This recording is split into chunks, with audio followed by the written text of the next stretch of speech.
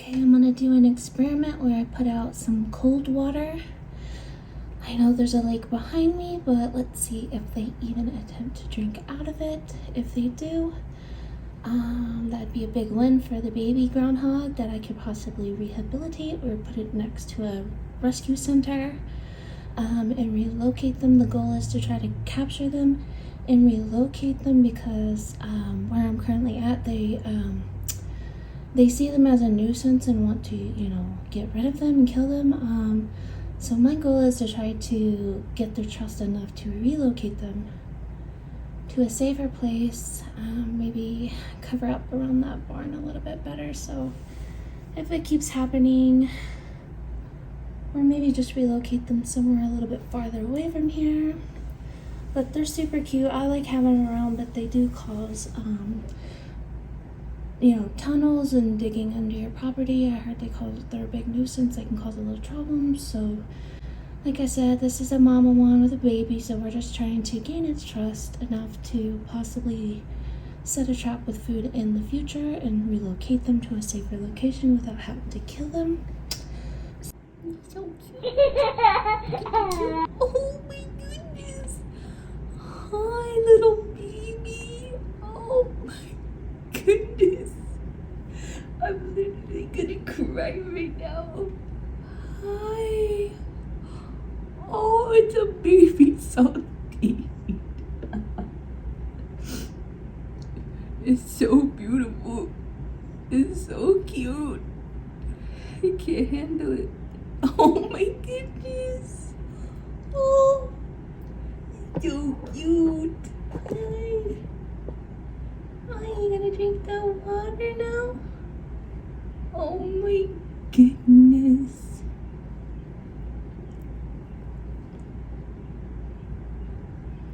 There was a little baby under there, Saltine. You are a mama.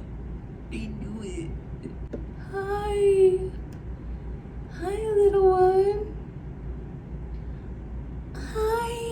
Oh my goodness. You are so cute. Hi. Hi, little one. Don't be scared. Oh, he's a scaredy boy. Oh. Yeah, come back out. I'm gonna be your friend. I'm your friend. I'm gonna be your friend. Cutie? Yeah. Come on. Come on. Huh? Yeah, go to your mama. Oh, look at you. You're already a big boy. You're already a big boy.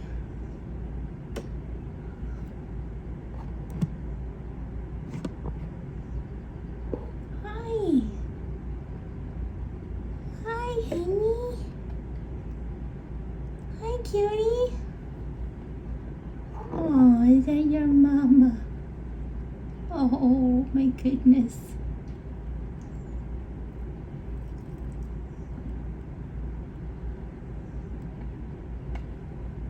Are you running back under the barn?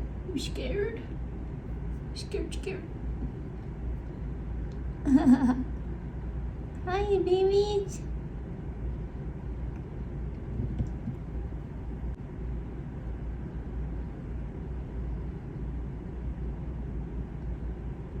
It's so cute. Darker fur than Saltine. Saltine's more like a brownie, and her baby's like dark fur, like black fur, like almost dark brown. I like her with the pattern. So cute.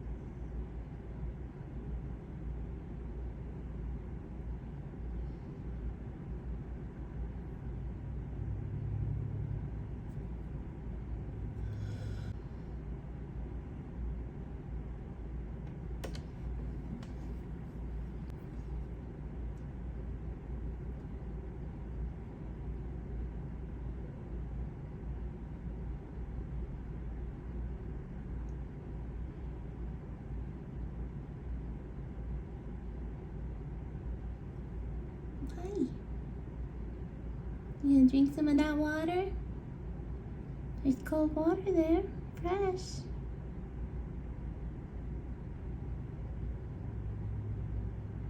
You're cute. I'd like to pet you guys, you're super cute.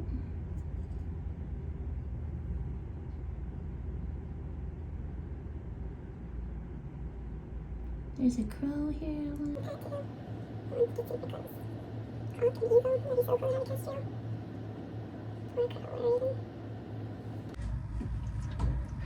Guys, I'm coming to you super freaked out. I am wearing a dress. I know it looks like I'm not wearing clothes, but it's a sleeveless dress, but there was a huge freaking snake in the backyard, okay? I was out. Oh my gosh. Oh, so rattled. Oh, I was out there throwing bread out for the groundhog and the rabbits, and the male rabbit and the female rabbit, all of a sudden she like ran off in the bushes. I was like, that was weird, like just out of nowhere. And then all of a sudden the male rabbit started like going off a little bit and fighting this huge freaking snake. I didn't even see it. Oh, it was coming towards me, okay? And that rabbit freaking like started fighting it and kicking it. It was like the one freaking time I didn't have my phone, man. I had a cane in this hand and a sack of bread in this hand, and it was like, oh my freaking, it was like right in front of me. This rabbit was like kicking it and fighting it and then like looking at me like, run. Because I think because I wasn't wearing shoes, man. I think the rabbit knew, man. It was coming to me. And I threw out like rattlesnake pellets and stuff. I guess I gotta get more. Oh, there's a lot of snakes here. Oh, buddy, there's a lot of them.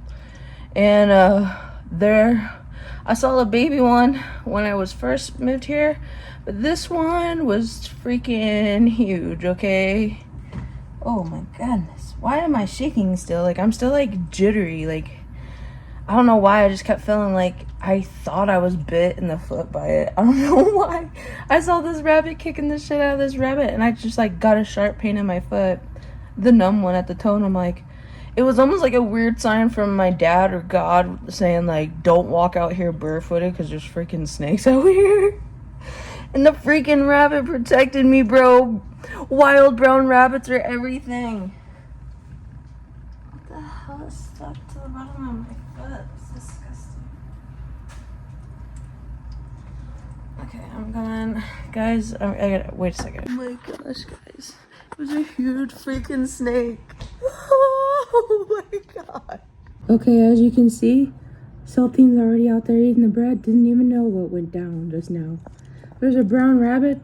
It was like right over there. Right there where the snake was. Oh my gosh. It could have been right there. It was either right there or right there. Okay, so if I was throwing bread there, I think it was right there, guys. I think it was pretty close. I saw it. I don't know what type of snake it was. It looked like black with a white belly. I don't know, and it was big, like a big black snake. So shout out to that rabbit for saving my life. That rabbit I had on film, the mommy bunny and daddy bunny, they're like brown rabbits. Dude, this is getting deep because when I was a kid, my dad gave me this brown rabbit. Whew, this is getting deep, bro. It's like my dad's like protecting me in the spirit world, man, and it's just like, ooh, it trips me out a little bit sometimes. But anyway, oh, I saw that big snake. And I was just thinking, that snake and that other snake was really close to the house. And I sprinkled out like rattlesnake pellets, which I don't know if that protects against all snakes or just rattlesnakes particularly. But I was thinking, if Feisty's gotten through that hole in the wall, a snake could get through that hole in the wall. Oh! And I was hearing stuff move around, and now I'm like freaked out because I feel like there's gonna be a freaking snake hidden in my stove somewhere or something, because I hear like something rattling around sometimes, and I'm like, no! Guys, I'm gonna freaking cry, man. I'm gonna freaking cry right now. I'm not gonna be able to sleep. Do you see my eyes right now? I already feel like I'm... Oh, I'm about to cry. That snake was... Oh, that snake was big. And that rabbit was freaking kicking the shit out of it. Like, literally jackhammering it with its feet and doing flips and shit in there. I was like, holy shit, that's a big ass snake. Oh.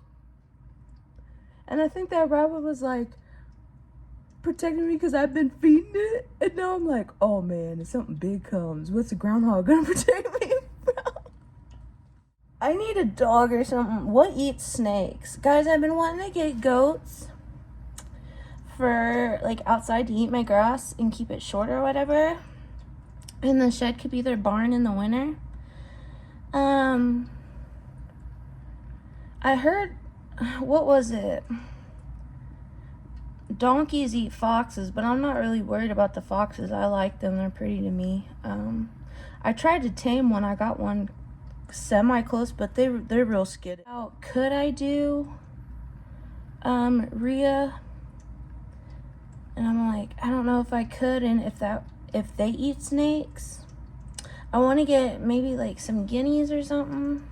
But see, like, I gotta have a coop. And see, my uncle took my coop and trashed it, so it's like, I need to get a bigger coop too. I had a big giant metal frame warehouse where I was gonna set it up. It was still in the box where I was gonna store all my chickens if I had to move or whatever. But of course he stole that too. But yeah, I'm gonna try to save up some money to try to maybe get, I want to just get one livestock that I can get, whether it's goats or whatever. But the thing is, I want to get something that's gonna repel snakes. Because, oh, I'm rattled. Okay, oh my gosh. You know, I've caught snakes before, like a big black one. You can look that up on my blog down at the very end. Kind of like maybe like a year ago or so, half a year ago. So it's not that I'm like so terrified I can't respect they're a living being and deserve to be relocated. It's the fact that they're coming at me, you know what I mean? Just as long as they away from me, I'm okay with them, you know. I'm not like a super snake lover. Like, I can appreciate the rescue part of the mission, like if you catch a huge big barn snake, you know, and if it's not poisonous, not to kill it, to give it enough respect as an animal, because they do keep away like pests and stuff like that, and they're important to the environment. So to hold on to it and, you know, feed it until you can relocate it to a safer area. But if it's poisonous, you know, it's a different story. If your life is at risk, you know, obviously that's with anything that's poisonous, insects, you know, anything. But yeah, I miss having a dog because I did feel safer when I had a dog, and it kept me company. It gave me someone to drive around with in the seat with me. I need to get a dog that doesn't shed too bad because of me being asthmatic, and then, you know, me finding out I'm allergic to cats. That's crazy. Because I have Jasper, you know, and, you know, when he sleeps in my bed, if he's right up next to my face, it's really bad and I can't breathe, but we kind of, like, adjusted to it, and it does make a difference, but I still love him and take care of him, you know, obviously, and just keep him shampooed and brushed and all that helps, too, and I keep an air purifier on all the time that sucks in through the air, and change filters for the AC unit and stuff like that. What was I gonna say? Yeah, and I checked out in Cedar Hill topsoil, and it was like $275 for seven truckloads, and then I think it was like $300 for 12 yards or something like that. I can't remember. It was like double the amount or whatever. But if I did it like that, I could do the whole place with fresh dirt, or mainly where I want the plants to be. That's probably what I'm gonna do, is just put it mainly where I want certain plants. Like, I want to plant things around the trees around the home, like, just to make it look nice, like just things that come back every year, like big leaves, like things that I like, you know, and just to make it look a little bit more homey and bring it back to life, you know. And I wanted to get some fruit trees to plant on the far left to kind of give it more privacy on that edge, you know, once it starts to the tree starts to fill out, it's gonna give a little bit more privacy there. And then like I was told like maybe put some of the fruit trees down at the end of the property, down like closer to the water, you know. And I might do that too. I want to put some magnolia down there. I tried to sprout my seeds, but I haven't had any luck with the magnolia seeds here. I think I was supposed to peel them and then crack them, and then I think I waited too long before I cracked it, and I don't know if it was just a bad batch of seeds or what happened, but they just didn't germinate or sprout. So and then the other batch of sunflower seeds for some reason didn't sprout either. So I'm wondering if I did a little too much water on the first night of soaking, and then not enough letting them dry out and absorb the sunlight too, and then like germinating them.